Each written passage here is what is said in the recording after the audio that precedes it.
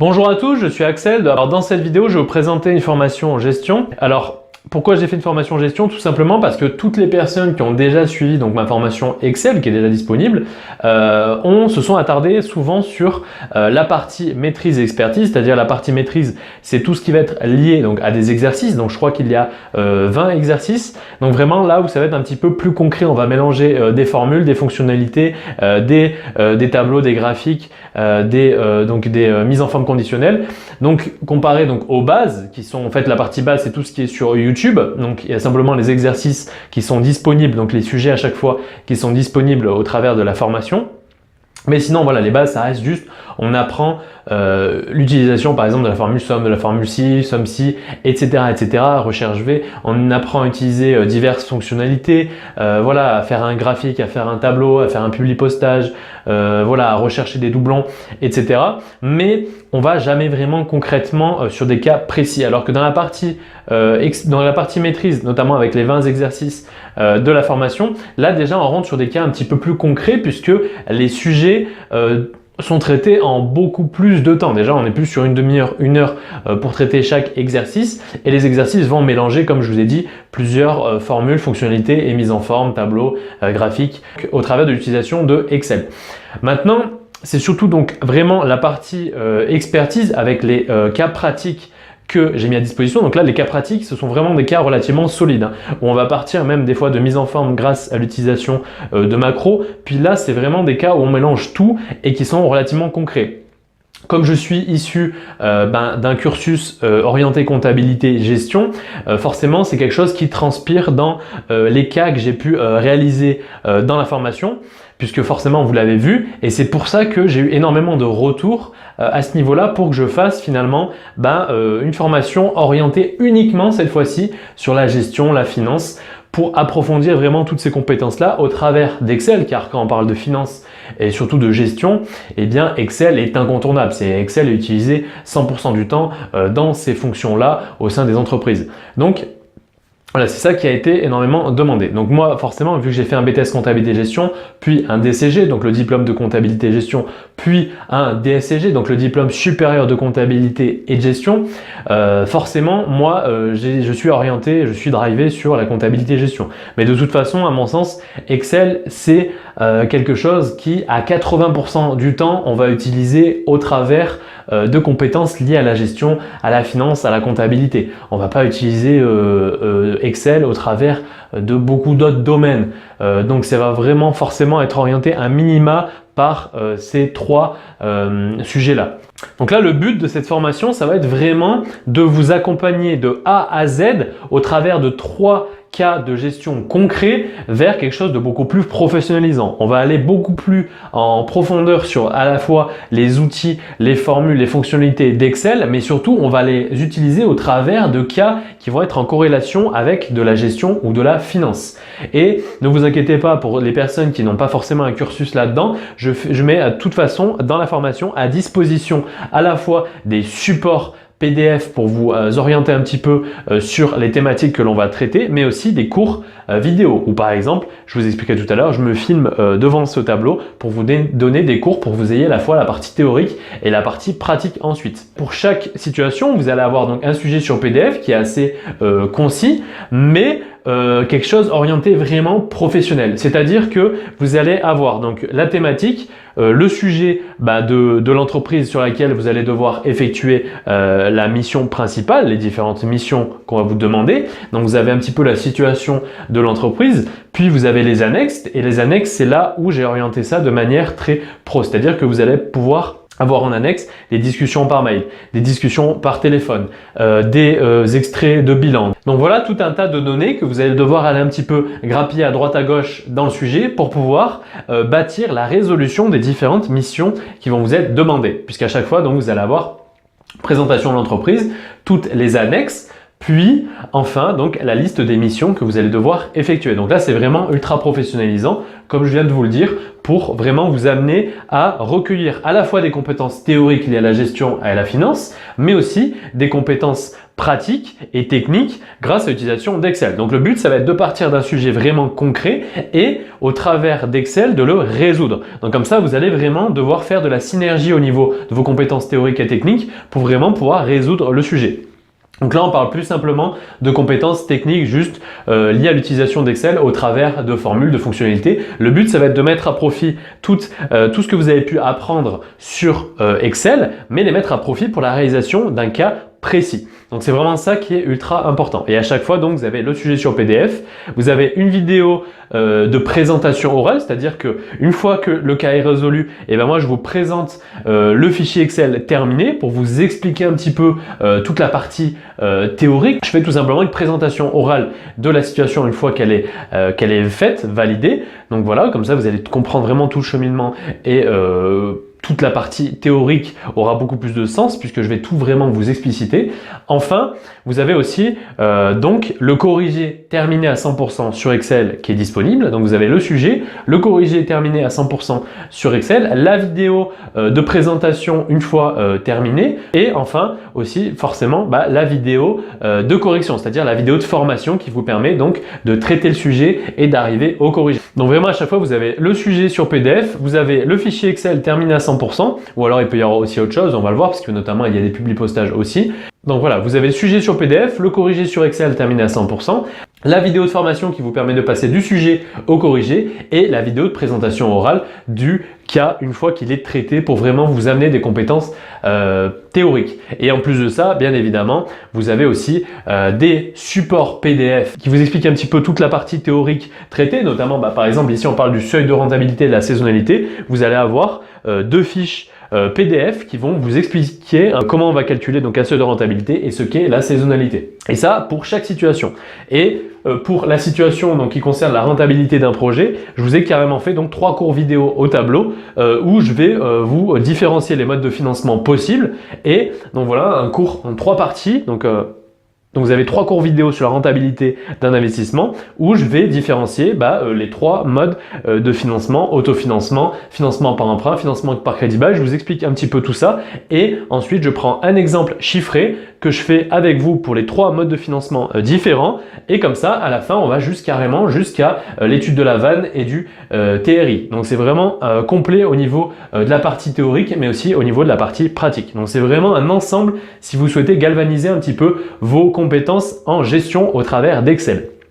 Vraiment là, vos compétences théoriques et pratiques vont vraiment accroître grâce à cette formation. Donc c'est vraiment quelque chose uniquement pour les personnes qui souhaitent vraiment accroître leur niveau dans ces domaines de compétences. Donc maintenant, je vais vous parler des 3 situations professionnelles très brièvement. Bien évidemment, dans le lien qui vous redirige vers la formation en gestion, il y a une vidéo où je détaille vraiment tout ce qu'il va y avoir dedans. C'est-à-dire vraiment, je détaille toutes les 3 situations que vous allez pouvoir retrouver. Alors, la situation numéro 1, donc qui va porter sur l'analyse du seuil de rentabilité et de la saisonnalité. Ici, on va traiter sur donc une chaîne d'hôtels située en montagne et donc forcément, elle va voir sa fréquentation varier en fonction de la saisonnalité puisqu'elle est située en montagne, automatiquement durant la période hivernale, elle va voir sa fréquentation augmenter et donc forcément, in fine, son chiffre d'affaires et son chiffre d'affaires et donc son résultat, etc.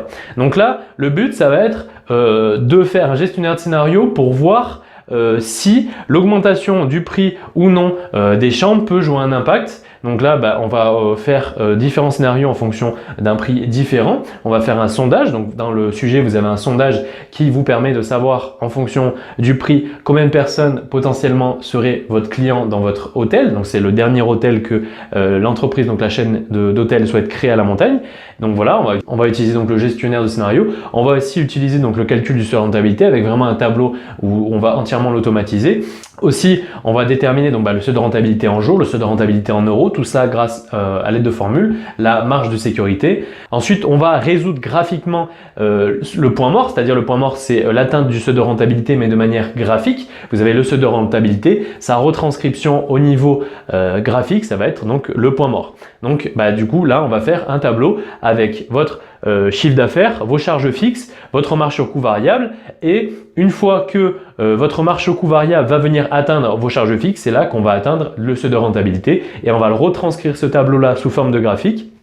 Vous aurez donc une courbe horizontale qui va symboliser les charges fixes et une courbe qui va être donc croissante et qui va symboliser votre marge sur coût variable. Une fois que votre marge sur coût variable va atteindre votre courbe horizontale de charges fixes, c'est là que vous allez atteindre donc le point mort. Donc là, on va le retranscrire de façon graphique.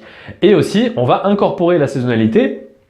Comme je vous l'ai dit, on sait qu'il y a de la saisonnalité puisque la période hivernale va connaître un fort taux de croissance, mais la période donc d'été estivale va connaître une croissance beaucoup plus faible. Donc il va y avoir une très forte saisonnalité. Donc voilà, chaque année, la saisonnalité va se reproduire. Donc ici, le chiffre d'affaires est en constante évolution. Le but, ça va être d'effectuer une prévision du chiffre d'affaires sur l'année suivante, c'est-à-dire que là, on est l'année en cours vient de se terminer et on essaie de faire une estimation sur l'année suivante. Et comme la chaîne d'hôtel a été créée donc depuis, je crois, 2014 dans le sujet que j'ai créé, on a donc des chiffres qui nous permettent d'avoir 3 années d'antériorité et donc grâce à ces 3 années d'antériorité, on va pouvoir établir des coefficients de saisonnalité sur les 4 trimestres de chaque année, ce qui va nous permettre de prévoir le chiffre d'affaires réalisé sur chaque mois prévisionnel pour l'année suivante. Donc vraiment, on va définir donc un coefficient de saisonnalité, on va utiliser une droite de régression, notamment grâce à un coefficient de corrélation, on va voir si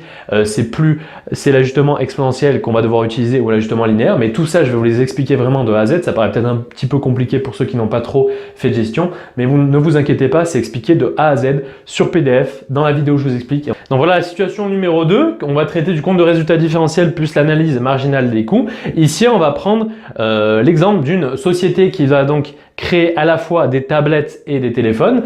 On va donc avoir différents modes. On va avoir, grâce à l'extrait du bilan et des charges incorporées en comptabilité financière, tout ce qui est achat de consommables, c'est-à-dire le verre, le plastique qui va être utilisé, tous les matériaux qui vont être utilisés, le cuivre, etc., etc., plus la main-d'œuvre qui va intervenir dans la réalisation du téléphone et de la tablette. Donc grâce à tout ça, vous allez avoir donc des annexes très complètes sur les charges qui vont être incorporées à ce coût-là. Grâce à des discussions par mail, grâce à des discussions par téléphone, etc., vous allez pouvoir avoir plus de précision sur combien de pourcentage on doit appliquer à ces charges pour les incorporer. Par exemple, vous allez avoir notamment des charges qui vont être à la fois utilisées donc pour les tablettes et pour le téléphone, notamment lorsque ça va être des consommables. Lorsque vous allez acheter des verres, le verre qui va être utilisé sur votre écran de téléphone et votre écran de tablette, dans le cas d'une société qui fabrique les deux, va être utilisé à la fois pour la fabrication de la tablette et à la fois pour la fabrication du téléphone. Donc grâce à la taille des deux appareils, donc il vous est précisé en annexe, vous allez par exemple pouvoir savoir quelle partie de ces achats vous allez incorporer donc à la fabrication des tablettes et quelle partie vous allez devoir incorporer à la fabrication du téléphone. Pareil pour ce qui va être les charges de personnel. Vous savez que par exemple vous avez peut-être 60% du personnel qui travaille sur la réalisation des tablettes et 40% forcément qui travaille sur la réalisation des téléphones. Donc voilà, vous avez vraiment tout qui est explicité et on va retraiter les charges les unes après les autres de manière à les automatiser dans un tableau pour à chaque fois un petit peu éclater ces charges. Le but, ça va être de faire correspondre ces différentes charges de la manière la plus réaliste possible en fonction du produit qu'elles ont pu servir à créer. On va vraiment retraiter chaque charge en fonction de ce qu'on nous dit dans les annexes et enfin, on va pouvoir faire notre compte de résultat différentiel, c'est-à-dire avec nos chiffres d'affaires, nos charges variables, nos charges fixes, notre résultat, les charges fixes qui sont communes et notre résultat commun. Et on pourra donc savoir lequel produit est le plus rentable. Donc on va étudier la rentabilité du téléphone et de la tablette en fonction d'indicateurs que l'on va calculer au travers d'Excel. Et aussi on va utiliser donc l'analyse marginale. L'analyse marginale, qu'est-ce que c'est? Eh bien, ça va être le cas d'une commande supplémentaire. Une commande supplémentaire va vouloir être passée par un des clients. Notre but, ça va être de savoir à partir de quel prix on peut accepter cette commande pour qu'elle soit rentable pour nous. Donc c'est l'analyse marginale. Pourquoi marginale? C'est comme pour votre imposition, vous avez votre tranche marginale d'imposition, c'est-à-dire la tranche la plus haute que vous atteignez avec donc votre revenu imposable. Et bien là, c'est un petit peu la même chose. L'analyse marginale des coûts, c'est quoi? C'est combien va coûter la réalisation de la dernière tablette produite ou du dernier téléphone produit. Et en fonction de ce coût-là, imaginons que vous ayez un téléphone, là on va se focaliser uniquement sur une entreprise qui fabrique uniquement des téléphones, elle sait que le dernier téléphone qu'elle va réaliser, et ben forcément, déjà, toutes les charges fixes, il y a beaucoup de chances qu'elles soient absorbées. Donc, ce dernier téléphone-là ne va être constitué que de charges variables. Donc, à partir de ces charges variables, on sait que le dernier téléphone produit nous coûte, allez, je sais pas, 53 € par exemple. Et ben, on sait que à partir d'une commande qui va être d'au moins 53 €, et ben, l'entreprise va réaliser du bénéfice sur cette commande-là. Donc, voilà un petit peu ce que c'est l'analyse marginale des coûts. Enfin, donc, la situation numéro 3 qui va porter sur l'analyse de la rentabilité d'un projet. Comme je vous l'ai dit, là, je vous ai fait de toute façon 3 cours vidéo qui explicitent clairement les différents modes de financement. Dans le cas du sujet, donc c'est une entreprise qui doit acquérir une nouvelle machine industrielle. Le but, ça va être de résoudre pour elle le fait de savoir si elle doit plutôt s'orienter vers une modalité de financement par emprunt ou alors si elle doit uniquement autofinancer cette acquisition de machines, et on va un petit peu comparer qu'est-ce qui va se passer si on utilise un financement par emprunt, si on utilise un financement par autofinancement, donc par les fonds propres de l'entreprise, quels sont les avantages et les inconvénients. On va chiffrer les deux modes. Un tableau où on va traiter le mode de financement par autofinancement, les impacts, et un tableau où on va traiter le mode de financement par emprunt, et on va voir in fine lequel est le plus rentable au travers de calculs, et on va vraiment chiffrer nos résultats et faire apparaître les différences. Donc voilà, ici on va comparer deux modes de financement. Bien sûr, tous les détails liés à ces deux modes de financement seront détaillés dans le sujet, puisque dans le sujet vous aurez tout ce qui est détail des modalités liées à l'emprunt, donc la durée de l'emprunt, le montant de l'emprunt, le pourcentage d'intérêt, le mode de remboursement, et aussi tout ce qui va être lié à l'acquisition, la durée de vie de l'acquisition, le prix d'acquisition de la machine, etc. pour un petit peu voir l'amortissement économique que va pouvoir pratiquer l'entreprise. Et enfin, vous allez avoir une petite réflexion sur une des missions, puisque l'entreprise, donc voilà, elle vous demande de comparer le mode de financement par emprunt au mode de financement autofinancement. Mais au-delà de ça, elle va vous demander de vous renseigner sur le mode de financement par crédit bail pour voir si ça ne pourrait pas être plus intéressant. Donc elle vous demande de lister un petit peu les différences, les avantages et inconvénients par rapport au mode de financement que vous aurez sélectionné parmi les deux premiers proposés. Donc ça, de toute façon, on le traitera dans les 3 cours vidéo, mais comme là, je traite le sujet avec vous et j'y réponds avec vous, et dans cette question-là, on va vraiment approfondir sur le mode de financement par crédit bail. Donc voilà pour ces 3 cas de gestion. Honnêtement, je pense que la réalisation, elle doit porter sur environ 2 heures. Ouais, je pense que honnêtement, 2 heures, si ce n'est plus, par cas, ça me paraît plutôt correct. Donc ça vous fait 6 heures au total pour vous auto-former en ligne. Donc je pense qu'au travers de ça, si vous suivez vraiment les fiches PDF qui vous montrent un petit peu tout ce qui est approche théorique clé sur le cours clé qui va vous permettre de vraiment comprendre les thématiques qu'on va aborder, plus les cours vidéo, et qu'ensuite vous attaquez les sujets, vous comprenez bien le sujet, plus la résolution sur Excel, donc vous aurez de toute façon le corrigé avec la vidéo de formation. Et n'hésitez pas à regarder plusieurs fois la vidéo de présentation orale de ces différentes situations professionnelles pour un petit peu vous rebaigner dedans et vous faire acquérir des compétences théoriques sur ces sujets de gestion, mais aussi comment on a pu être amené à les traiter de manière technique. Parce que c'est très bien d'avoir des compétences théoriques, c'est très bien d'avoir des compétences techniques, mais le mieux c'est de créer une synergie entre les deux pour vraiment pouvoir appliquer à 100% votre potentiel, puisque forcément si vous avez des compétences théoriques en gestion mais que vous ne savez pas les mettre à profit au travers d'outils techniques, notamment de Excel, et du coup vous allez avoir beaucoup plus de mal à mettre en pratique et à faire valoir vos compétences théoriques. A contrario, si vous avez d'énormes compétences techniques sur Excel, mais par contre que au niveau théorique, vous n'avez aucune compétence en gestion, aucune compétence en finance, aucune compétence en comptabilité, aucune compétence dans un domaine dans lequel vous allez pouvoir utiliser vos compétences techniques d'Excel, c'est relativement dommage parce que là vous avez les capacités mais comme vous n'avez pas la partie théorique, vous ne saurez jamais vraiment quoi faire de vos compétences techniques. Donc voilà pourquoi je voulais rapprocher les deux.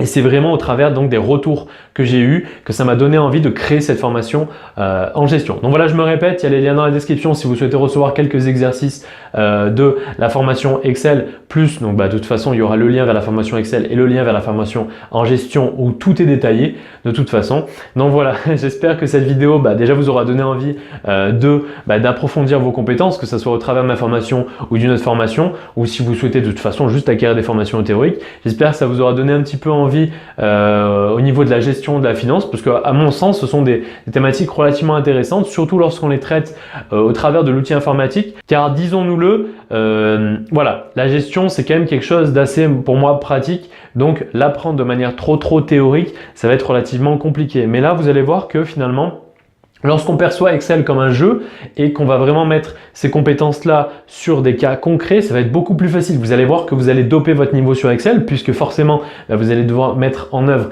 des compétences assez poussées sur Excel pour répondre à ces cas pratiques. Et forcément, vos compétences théoriques vont elles aussi prendre en niveau puisque pour résoudre ces cas, vous allez devoir un petit peu vous creuser la tête sur ces différents cas de gestion pour pouvoir amener une résolution technique. Donc, vos compétences techniques et théoriques vont monter en flèche et c'est ultra intéressant de traiter des cas de gestion à mon sens grâce à des outils techniques comme Excel pour monter dans les compétences techniques et théoriques à la fois de manière synergique. C'est vraiment comme ça que vous allez avoir un niveau excellent puisque vous aurez des cas concrets devant les yeux et vous aurez pratiqué une résolution et finalement les compétences théoriques, la façon dont elles sont amenées, on va plus ou moins les assimiler facilement. Donc voilà, bon, j'arrête de parler. J'espère que cette vidéo vous aura plu et quant à nous, on se dit à la prochaine.